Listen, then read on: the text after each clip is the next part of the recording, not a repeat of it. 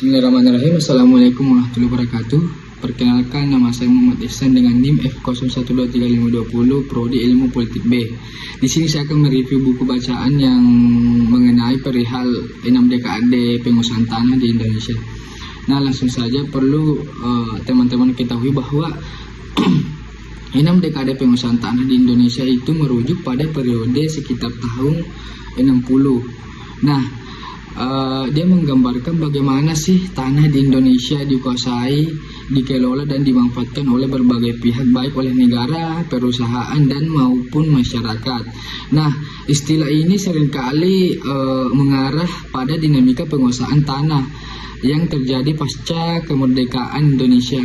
Jadi dia melibatkan perubahan kebijakan sengketa tanah yang masih terjadi hingga saat ini. Nah, penting untuk dicatat bahwa selama 6 dekade tersebut penguasaan tanah di Indonesia itu dipengaruhi oleh berbagai faktor pemerintahan, perkembangan ekonomi dan hak-hak masyarakat adat. Nah, pada beberapa periode terakhir penguasaan tanah juga itu berkaitan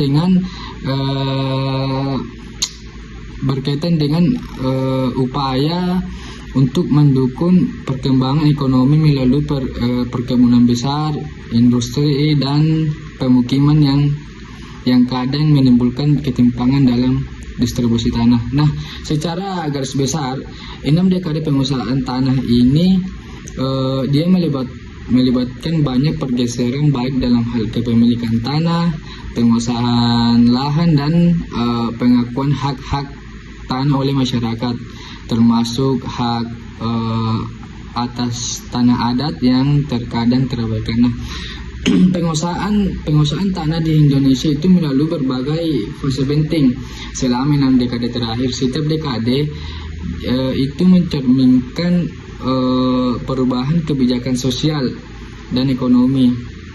Dia mempengaruhi siapa sih yang menguasai tanah dan bagaimana hak-hak tanah itu dikelola.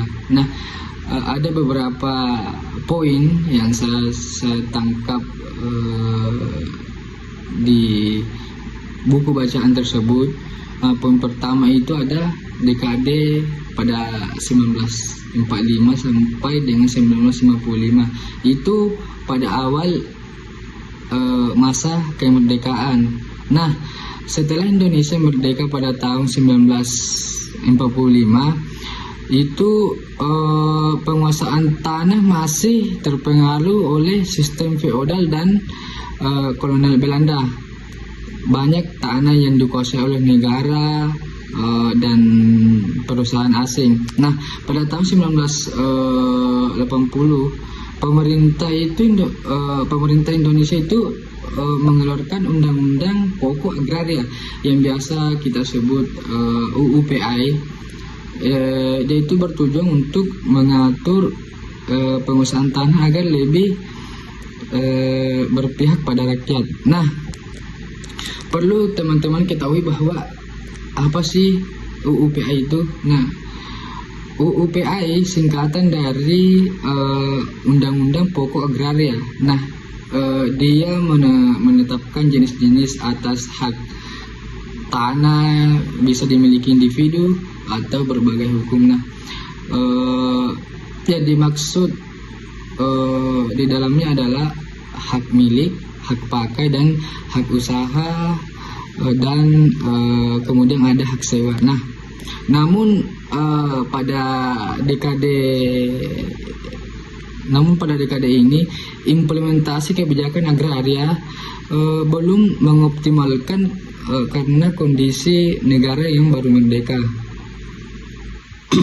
Nah, kemudian yang kedua, dekade 1955 sampai dengan 1965. Nah, pada dekade ini pembentukan kebijakan agraria.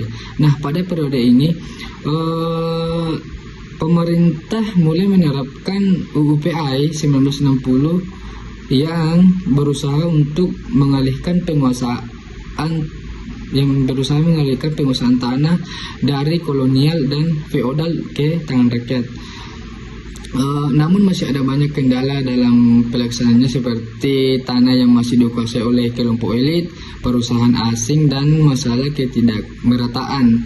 adanya ketidakmerataan distribusi tanah. Tapi walaupun ada upaya hukum untuk mendistribusikan tanah tersebut, tapi masih banyak petani kecil yang tetap terpinggirkan. Kemudian yang ketiga, dekade 1965 sampai dengan 1975. Nah, dekade ini adalah Orde Baru dan sentralisasi. Nah, pada saat Orde Baru, pada saat kepemimpinan Soekarno, itu kebijakan penguasaan tanah mulai berubah menjadi lebih sentralistik ya, karena negara mulai memperkuat kontrolnya atas sumber daya alam, termasuk tanah untuk pembangunan ekonomi, kebijakan yang lebih pro pembangunan industri dan perkebunan besar, misalnya kelapa sawit itu diterapkan karena hal ini menyebabkan penguasaan tanah semakin terkonsentrasi di tangan perusahaan besar. Sementara petani kecil dan masyarakat adat seringkali kehilangan tanah. Nah, mereka melalui proses yang tidak adil. Nah, kemudian poin yang keempat ada dekade 1975 sampai 1985 itu perkebunan besar dan liberalisasi. Nah, pada dekade ini Indonesia itu mengalami ekspansi besar-besaran sektor perkebunan, terutama kelapa sawit dengan kebijakan yang mendukung sektor. Nah, kebijakan ini memberi peluang besar bagi perusahaan besar, untuk menguasai lahan pertanian dan perkebunan. Namun menyebabkan banyak masyarakat desa kehilangan tanah mereka. Nah, kebijakan agraria cenderung berpihak pada kepentingan perusahaan dan negara. Nah, banyak konflik agraria terjadi terutama terkait pengambilan tanah dan perusahaan besar. Nah, kemudian yang kelima ada dekade 1995 sampai dengan 2005 itu ada reformasi dan isu tanah. Nah, setelah reformasi 1998 pemerintah Indonesia mulai lebih memperhatikan masalah agraria dan penguasaan tanah. Nah, masyarakat mulai lebih aktif dalam memperjuangkan hak tanah, terutama masyarakat adat. Jadi hal ini seringkali terpinggirkan meskipun ada kebijakan lebih mendukung distribusi yang lebih adil. Tapi masalah utama seperti pengambilan tanah secara paksa itu dan konsentrasi penguasaan tanah oleh perusahaan besar tetap menjadi isu besar. Nah, kemudian ada yang ke-6, 2025 sampai dengan 2015, konflik agraria dan perubahan kebijakan. Nah,